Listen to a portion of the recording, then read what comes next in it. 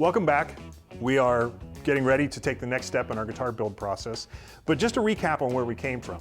Last episode, we selected the wood for our custom Telecaster. We chose rosewood for the top and back, and African mahogany for the center. We jointed and joined both of these plates, and then we sanded them to final dimension. So what we have now is basically all of the pieces that we need to glue up our body blank. When I first chose these pieces, originally I was thinking this was going to be the top because I thought it had more color and the grain looked good, and that this would be the back because it was a little less dramatic. But now I'm changing my mind. Now that they're sanded and joined together, this is extremely straight grain. The colors are really wonderful, particularly these black streaks, which I love. And this turned out to be a little more splotchy. So I'm going to change this to be the back, this to be the top, and both of these I've marked with the orange tape to be the show side. And I think that really sort of lends to how you need to let the wood speak to you. So when you do these projects, sometimes you have a very clear vision about where you're going to take the project, but then other times that the project will speak to you. Don't be afraid to change it up a little bit as the material starts to tell its story. All right, let's assemble this blank. The first thing you're going to want to do is draw a center line on the fronts and backs of all the plates, so we always know where center is.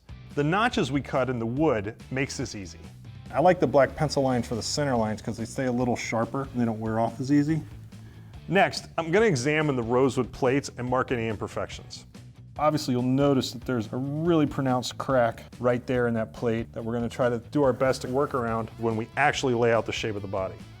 And there's a little hole on the back. Obviously, we know about these two holes. There's that crack again from the top. And then on this plate's a little more problematic. We'll try to work around this the best we can too. Now we're going to trim the rosewood plates down to match the size of the mahogany blank and get rid of this overhang. Because any trauma in this thin edge can lead to cracks that ultimately will end up in your body blank. This is where marking our imperfections comes in handy. Once I get the centers of the wood aligned, I'll adjust the blank up or down to avoid as many of those cracks and holes as possible. So on this rosewood plate, I align the mahogany blank really close to the bottom because we don't have much in the way of problems down here towards the tail. Most of the problem in this plate's that crack right here at the top. So take a white pencil, because when we take this to the bandsaw, it's gonna be a lot easier to work with this white line. And then I'm gonna trace around this mahogany blank. On this one, the worst pieces of the cracks are at the top. So I'll do the same thing and align my body blank at the bottom of the rosewood plate and trace it out as before.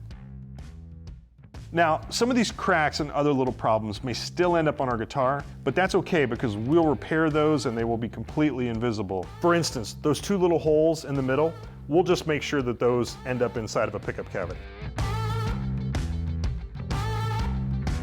So the plates are trimmed, and they're now pretty close to the size of the blank. As I put all this together, it's not necessarily critical, but it's helpful to know which side was the top and which side is the back and which side faces up and which side faces down. So I'm just going to put a T and an arrow on this, showing me that this is the top face, that's up. So this is the back, that's facing up. Next, we are going to put these plates on the blank, clamp them on center, and then I'm going to drill 4 registration pins in both the top plate and the back plate, because when the glue gets wet, everything likes to slip around, and particularly when you put clamps on it, it scooches and then everything's off center and then we have problems. So we're gonna prevent that problem just by using some registration pins. First, I'll very carefully align the mahogany blank and the rosewood back plate along the center line. Then I'll clamp it into place, checking it as I go to ensure it stays dead center. Once it's locked into place, we'll drill 4 registration pinholes through the rosewood and mahogany, making sure to stay outside the pattern of the guitar. So if we stick to the corners, we're usually in pretty good shape. I have a 1/8 inch drill bit in the drill, and I'm going to use a 1/8 inch pin.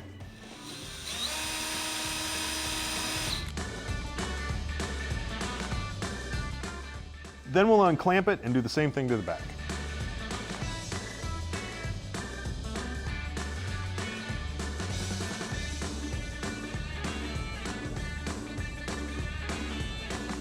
All right, with our registration pinholes, now we're ready to glue.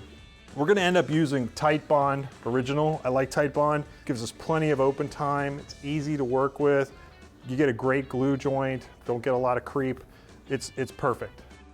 So we're gonna start by applying a liberal amount of glue to both the top and the plate.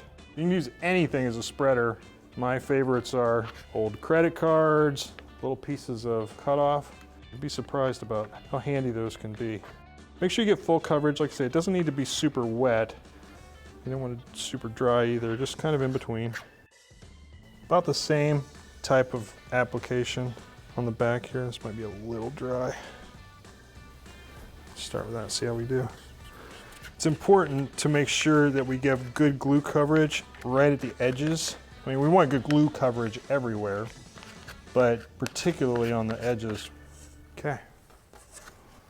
I'm gonna stick it all together now.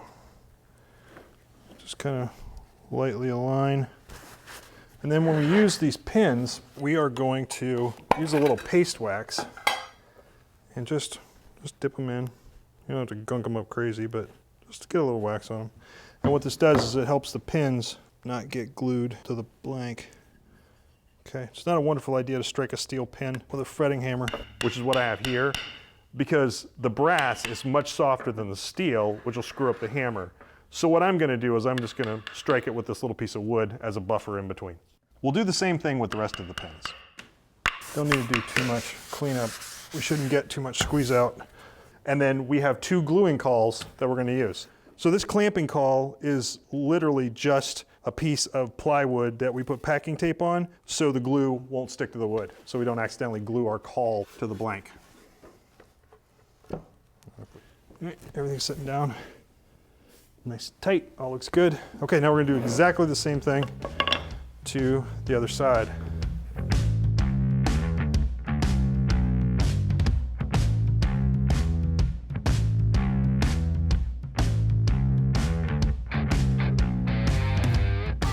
Okay, so now we're ready to apply clamps. Obviously this clamping caul is not as large as the one in the back. We really just use these to apply even clamping pressure.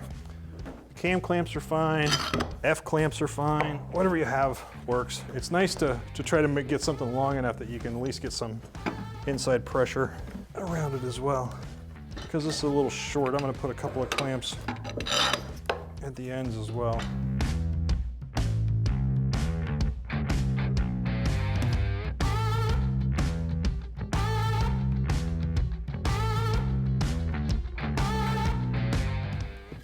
Then when you're done, you just want to go around all the way around and look and make sure your edges are all down nice and tight. Yep, everything's looking good. Okay, so it's all clamped up, it's ready to go. It all looks really good. I'm very happy with how this turned out. So we're gonna give this 48 hours and we're gonna come back, unclamp it and see how we did. We have been about 48 hours and it's time to take the clamps off and see what we've got.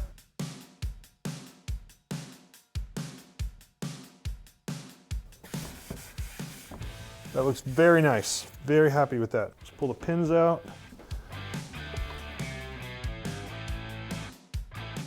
Everything is glued down nice and tight. I don't see any gaps. That's good. Center lines stayed exactly where they were supposed to.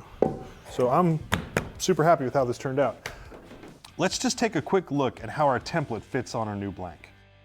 These are actually new templates that we have at StewMac that are for Teles, Strats, Les Pauls. We'll use this as our planning tool. So as you can see, we can pretty easily work around the cracks. I don't know if you remember those two holes that were in the plate. It looks like we can work around those pretty easily. So I'm very happy with how this turned out. So stick with us, because in the next episode, we're going to do a more careful layout of this. We're going to bandsaw out the body blank and then route the template out to shape. So by the time we get done with episode 4, you're gonna have something that's gonna start to look and feel like a guitar. So we're really excited about that, and we'll see you next time.